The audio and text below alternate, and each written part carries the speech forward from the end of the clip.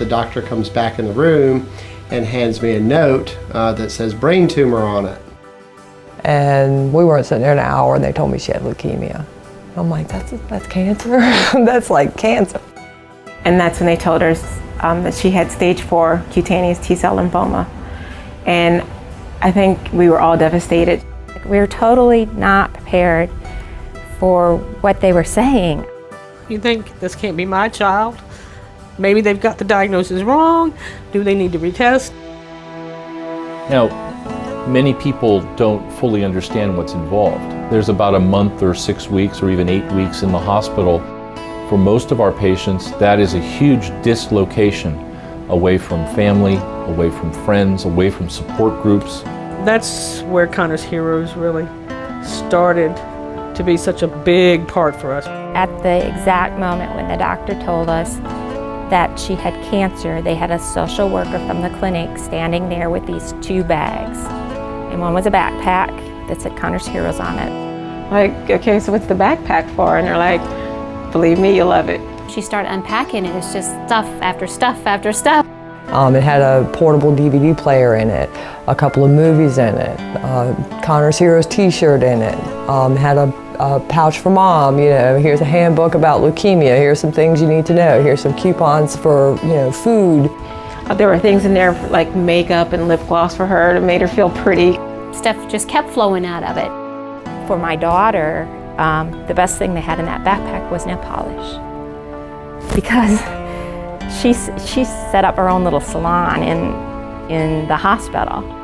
And what really made the difference to me is I knew somebody, through loving hands, put each and every one of those things in there. Families are trying to run 2 households.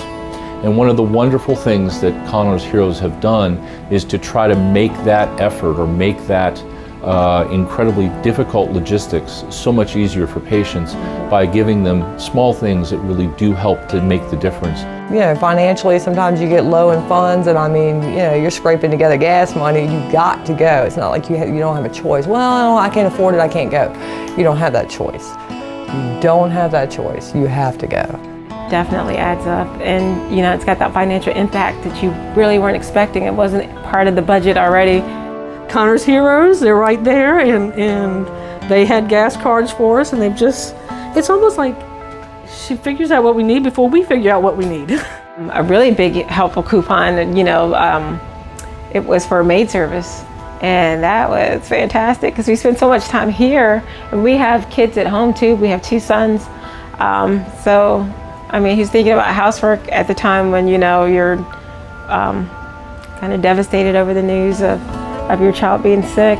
The thing I think that was most special that was in there was a coupon for a free family portrait sitting. Abby had just had her first chemo, and she, you know, she'd been really sick and stuff like that, and we told her that she might lose her hair.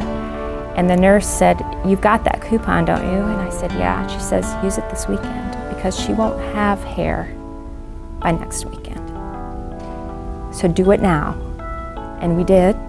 We got our family picture taken. They're the most beautiful pictures in the entire world. They're the very last pictures we have of her with hair. That's not so important to us because we loved her with or without hair, but she loved those pictures.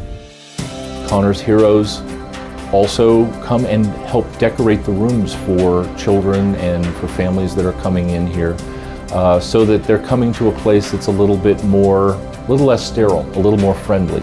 And she opened that door to her room and she saw just everything that she loved. And I saw the look on her face and just saw, you know, how happy she was to see that, you know, for the next 2 months, she'll probably be here in the hospital and she'll be in that room. And it was personalized just for her. The room was done in pink, which is her favorite color, and she had butterflies. She loves them. They were all over the room, and it was just, she was just in awe that all of that was done for her. The first time transplant, her room was SpongeBob. The second time transplant, her room was more fantasy with unicorns and horses. I think we both, you know, shed a few tears because she was like, you know, it feels a little bit more like home. It just set the whole stage for this day here. Because she walked in and she saw all of that and she thought, I'm gonna get through this. We're gonna get through this. Connor's Heroes has been a huge hero for us.